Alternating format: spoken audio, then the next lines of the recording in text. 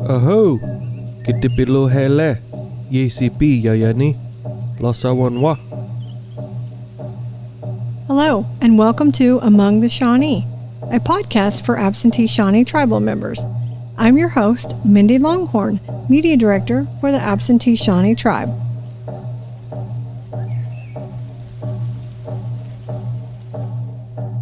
So today we have some employees from our Absentee Shawnee Tribal Health System Public Health Department here. We've got Rita Honeycutt. Hello. Registered nurse. Yes, ma'am. And Sianna Morgheim, community health aide. So we are going to talk about public health today. So I don't think we talk about public health very much, and it sounds silly, but I think let's start with what is public health? And that's not actually a silly question at all. A lot of people don't quite understand the concept of public health because it can range to a really broad term of topics. Mm-hmm. Well, it basically covers whatever your public needs. So of course every patient will be different, then every population will be different. Right. So when you're looking at a certain population, certain things are apparent that they need to be educated on. But it's basically public health education is we strive to educate the public to basically be the highest health that they can have, like the best health that they can achieve. Through looking at protection, basically. We teach people regarding lots of stuff.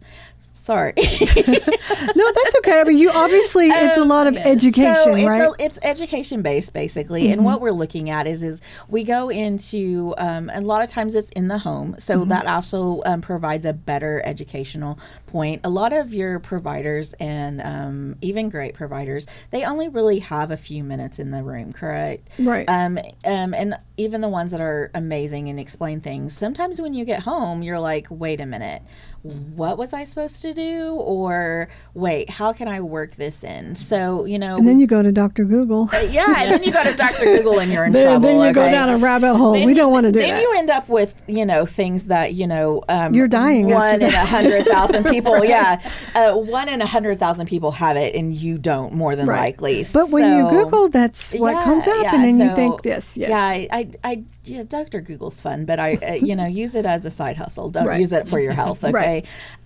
So no, basically, anything that affects the public. So, kind of infections, COVID, of course, is one, and it's been, kind of consuming the world of public health for a really long time in the last couple of years.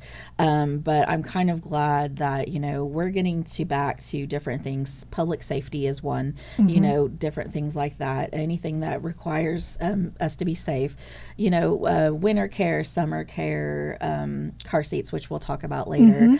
Anything that kind of promotes safety in the public is great. Of course, the nasty one that no one likes to talk about, which is the STIs. And other things like lice and bed bugs.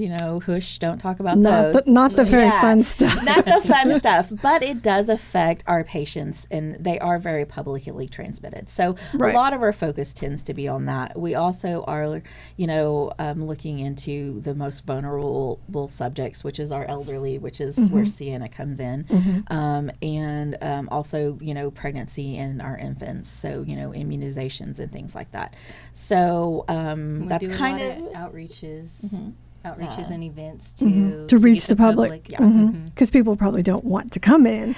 Well, and I mean, truthfully, if you have something going on like lice or whatever, I really, would prefer to come to you, and then you want to come because you wouldn't want them to spread it. So stuff that's usually transmittable, like those things. Of course, not all are easily transmittable, but things like that we would prefer more to go in their home. Plus, you're more comfortable about learning how to get rid of this, even though lice and bed bugs have nothing to do with being clean or dirty or anything like that. A lot of people still have that stigma that it is, but unfortunately it's just not. They're just one of those things that is out in the public, and they're so easily transmitted that, you could share a hair tie, or your kiddo could share a hair tie with a friend at school, and they could pass it that way. You could move into a new apartment that unfortunately the person that had it, and before them had it. So a lot of these things are, even though they're not related to,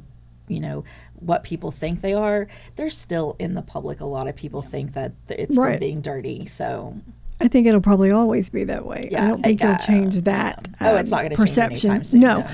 But I mean, it's good that you would go into their home and maybe, like you said, help them get rid of it. Yeah. Well, I also think it's just a better learning environment. You're more comfortable. You're not in a cold room. You're not, you're not intimidated. Yeah, you're not in this situation where, you're worried about, just different things in your head.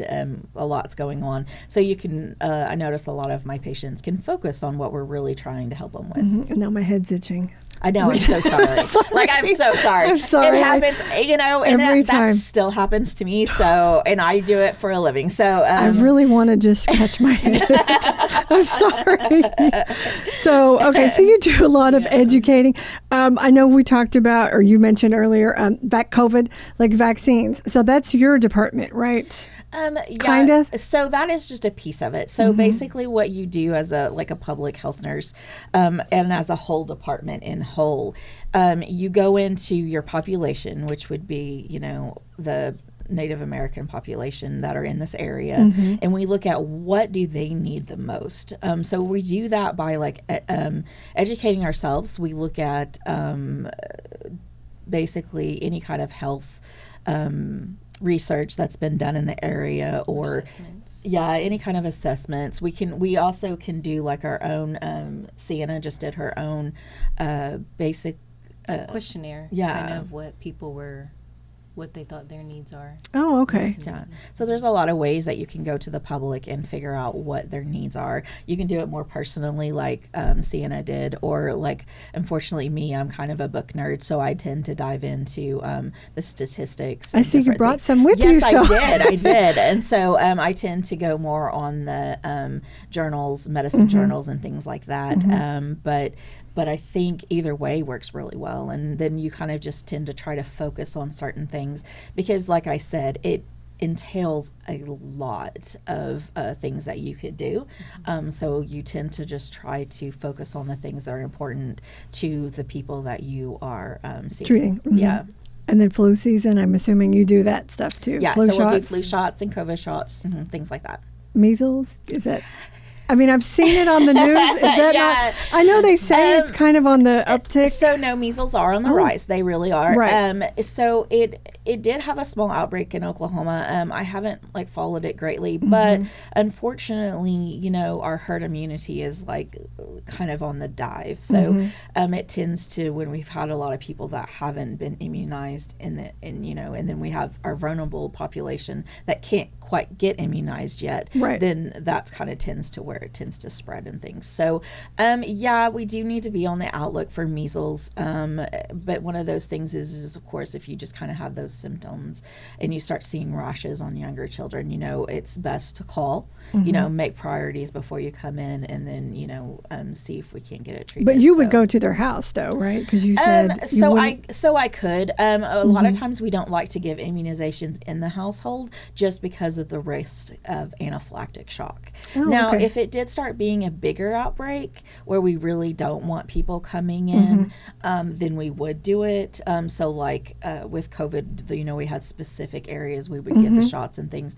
Then we might start doing that for measles. But hopefully we don't get that bad. Hopefully we don't. No, actually, hopefully no, we don't get that bad. I haven't. It's just been that small outbreak from that we got from Texas, and it tends. Well, I'm not saying specifically, but it does tend to stay in that population that do not tend to vaccinate. Okay, so hopefully it doesn't even become an issue, really. As of to date, I haven't seen another report since the last report I got on it that it had a small outbreak. And the Oklahoma Health Department's report did state that they felt like they had it kind of under control. Well, that's good news then. Yes, it is. That's good. So. And then you mentioned STIs. I got to get the language right. I always thought they were STDs. I know. Okay, yeah, so, I didn't know that. That's another, you just educated me. Yes. I thought it was called STDs. Okay, so. I did not know. Yes. What kind of podcast is But that's the new term, right? Don't even worry. It is. That's the new term. Yes, it is a new term. So STI. basically, So basically, STDs and STIs are pretty much the same exact thing. But what STDs, of course, were called diseases a long time ago when they first started. But if you really look at a lot of the STIs or STDs or STIs, whichever one, okay, a lot of what you get, okay, you don't want it, like a lot of what you don't want, right? Tends to be an infection of some sort. So it's just STIs tend to be a little bit more, I guess you could call it accurate. Well, because it's an infection. Yeah, it's an infection, not an actual disease. Okay. So even though they presented a long time ago as diseases, truthfully, when science gets better and better, they tended to find out that a lot of them were infections. So I think, I don't even know. I think probably the CDC, I'm sure, changed it. A lot of people still use STDs. But yeah, so STIs is the actual term, but it's pretty much the same old school stuff as the STDs. So okay, yeah, everything else has stayed the same. All the bad, all that bad stuff, the symptoms, all the fun stuff of the world of sexually transmitted things. Do that, or you actually deal with that. No, I don't you do don't that. do that. You deal with that, right? Yes. You handle those. Yes, and in fact, STIs. Yes, we do handle STIs. We have a clinic now. For the longest time, I know. So there was an actual clinic in the tribal clinic in Little Axe. Okay. See? So now in public health. So we don't have the room or the resources to have one in Shawnee just yet. Okay. But they're building a new clinic, by the way. That's right. They are. So we're really excited about that. We should have some rooms in the new Shawnee clinic. So I'm super excited about that. Yes, actually, now that you bring that up, I guess we'll just go straight into the fun stuff. Okay. So yeah, as far as STIs go, yes, they're still here. They've always been here. Unfortunately, you would think COVID would have kind of stopped some of those in their heels, in their tracks, but apparently not. So they actually are on the biggest rise that Oklahoma has seen in a really long time.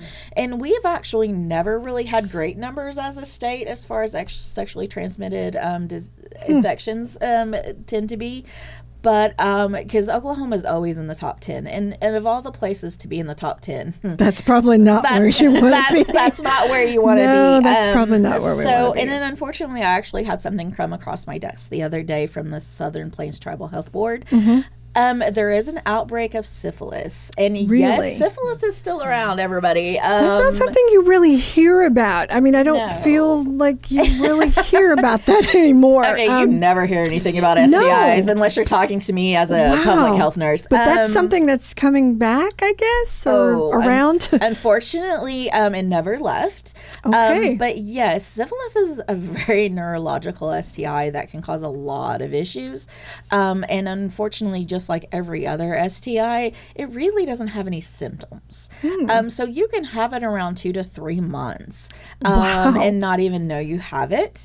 And if you have it much longer than that, you will know you have it, unfortunately, because it's one of those that causes neurological problems. So basically your eyes and any other kind of tremors and things like that. Now those are a little more serious complications of the disease.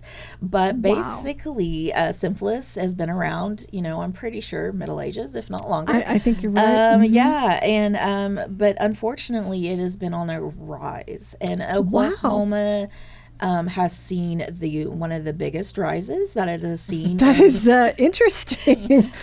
Okay, yeah, it's fun. Did not know that. Speaking of itching, anyways, I know. Right, I did not know that. Unfortunately, it is very much on the rise, and even worse, it is tending to stay among the Native American population. Wow. So unfortunately, there has been an outbreak. Really? Yes, in Cleveland County or Oklahoma. It's basically the whole state, but it's basically the Cleveland County and the neighboring counties. And 20 to 30% of all of these syphilis cases have been identified to be Native American. Wow. So unfortunately, we are super excited about our new STD or STI clinic.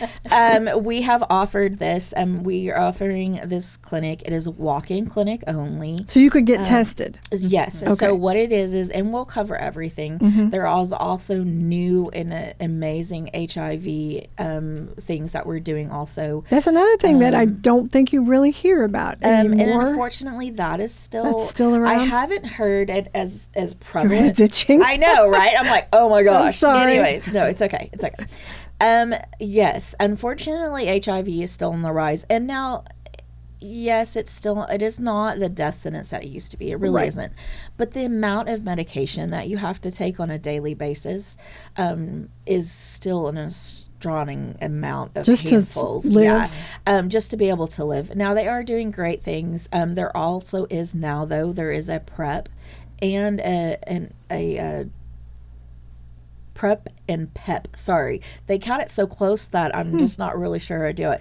But basically, in our clinic, we are offering walk-in appointments Tuesdays, Wednesdays, and Thursdays.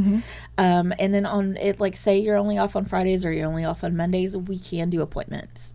Okay, that's to get tested, right? Yeah, and that's to get tested. And basically what we will do is we will test you for whatever you feel like you may have come in contact with. And we also do basically whichever ones you want. But we'll do a full panel for you, basically. And that covers, just the regular dudes that like to show up, the gonorrhea and the chlamydia, which are still around. Okay. And a lot of things, HIV, anything else, syphilis, of course, we're really kind of making sure that everyone gets checked for that. And then do you treat them as well, I would assume? Yes. Okay. No, really. I just wanted to make sure you would be able to get some medication before you leave. Yeah. So, and sometimes we can do it before you leave. It also depends on the availability of our lab and how quickly they can get back stuff to us. So, because I would think you would probably be uncomfortable and you would want to get some treatment. So, and unfortunately, like I said, though, a lot of times you really don't know. Truthfully, with almost every STI that I know of, the symptoms, there's no early symptoms, okay? You can have them for a good while before you find it out. Until it's almost too late. Pretty much. HPV is probably one of the bigger ones that most people don't find out they have. And unfortunately, that's the one that causes cancer. So, but actually, of all the cancers, HPV actually has an immunization for that. So there is a Gardasil that we can give to younger kids. You can actually have it as an adult now if you feel like you've been pre-exposed. But just like any immunization that you normally have, immunizations work the best if you haven't been exposed to what they're providing you protection from. Okay, that makes sense. So say you've had HPV and yes, naturally it will go away on its own, but it kind of makes you prone to get it again. And so if you keep getting it off and on and then you go to try to immunize yourself, then a lot of times it doesn't have as much protection as you would. So it's almost like resistance is built up. And that's and I feel like that's a lot of parents get upset because they're like, I'm not giving my 11-year-old a sexually transmitted, and I'm like, no, it's vaccine. Yeah, vaccine. And I'm like, yeah, and so I really try to emphasize that it's not really that we're, promoting them to have, fun, or whatever you want to call it. Right. We're not promoting activity. We're just trying to protect, as many people as we can from, these massive amounts of numbers that we're having, and they're in the last obviously couple of they're years. on the rise. It's fun. So again, the clinic is it's great to have that walk-in process. You don't have to wait on your provider. We as long as you have a chart there in the clinic, you can come and get tested. I really advise that everyone at least get tested at least once a year. I know that sounds crazy, even if you're married or whatever, but it's just like I said, one of these things is a lot of things can stay in your system. Viruses can stay in your bloodstream for a very long time before showing any kind of, showing up or popping up or any kind of sores or anything like that. So it's just one of those things that, you should take seriously and realize that, your sexual health or, is just like mental health or physical health. It's just one of those things that you need to take care of. If you're promiscuous or have even different partners. I would get checked in between partners, or every 6 months or so. So they need to come see you. Yes, they need to come see us.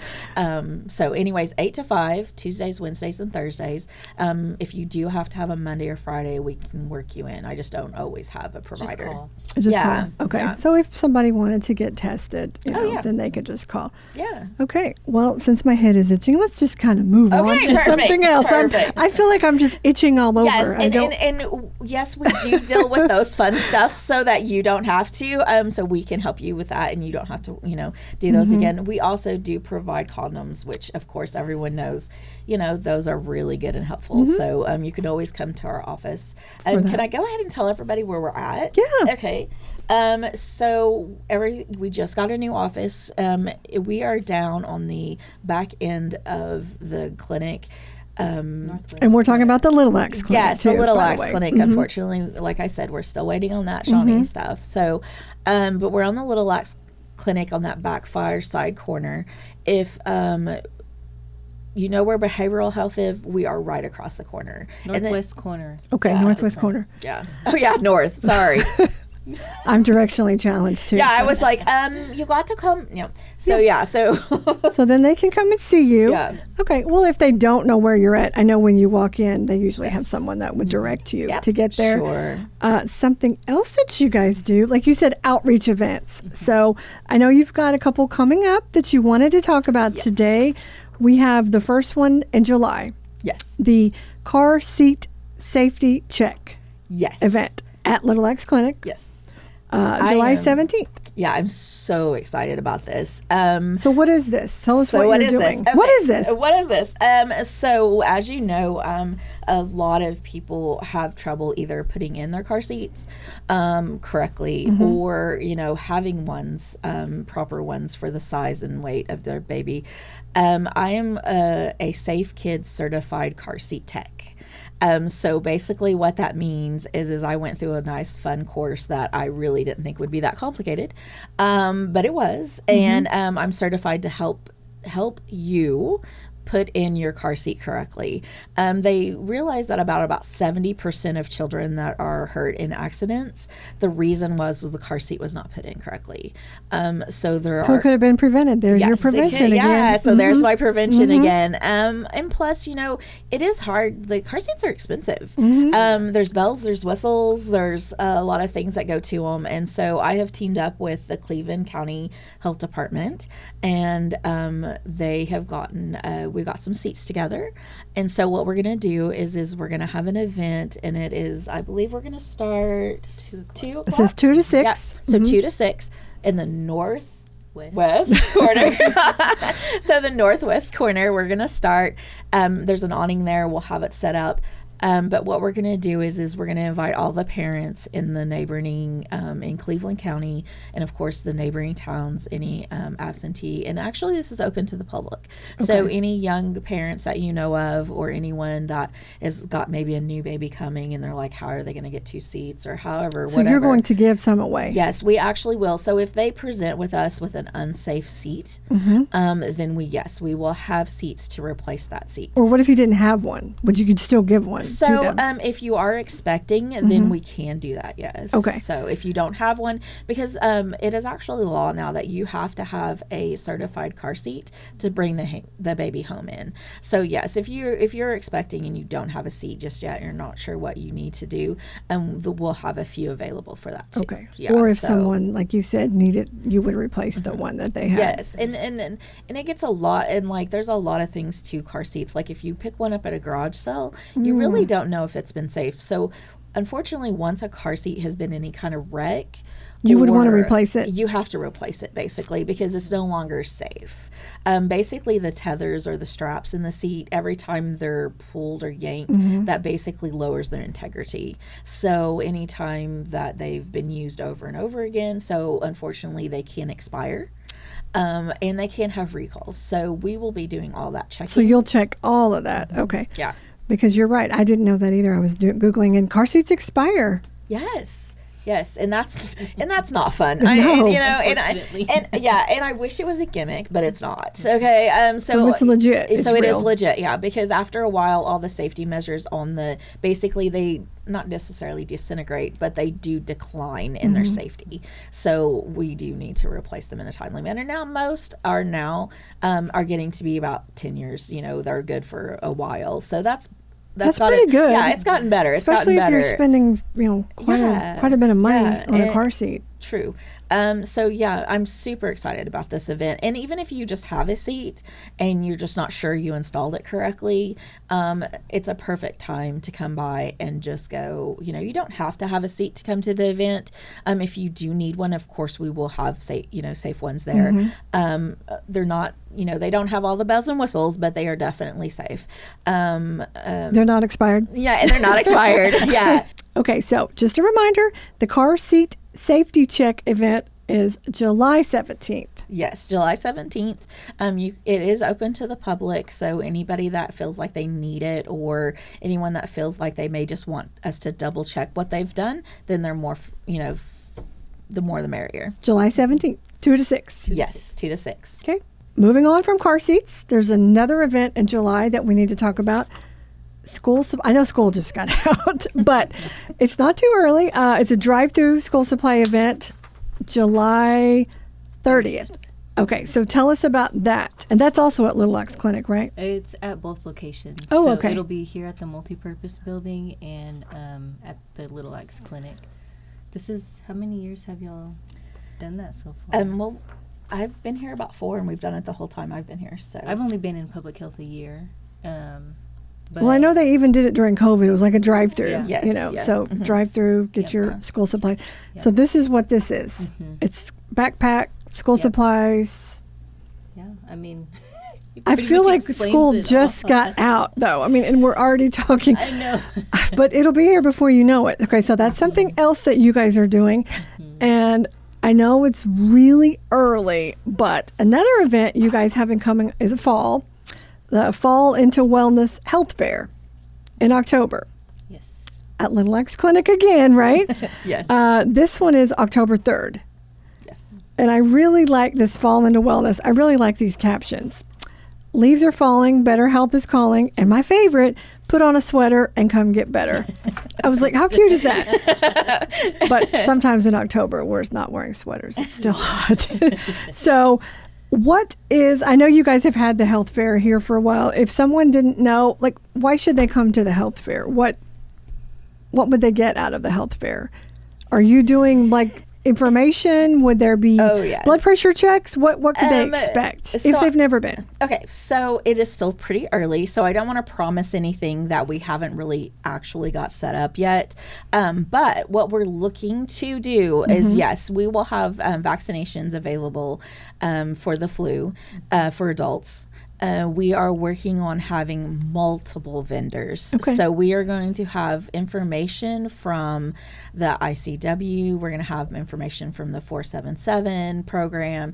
We are going Training to programs, health programs, some outside vendors as well. Okay. the Cleveland Within County Health the Department. community, Yeah. Oh, yeah. Okay. We've got so there's a lot of great information we're and kind resources. of going old school health fair kind of where we have invited a lot of people. Wow. Okay. I'm trying to make it big this year. This is good. So she's making it very big. Go and big then, or go home, right? That's pretty much what she's going to do. Well, it says raffles, door prizes. I mean, yeah, free stuff. That's how you get people to come, you right? know what? We had some amazing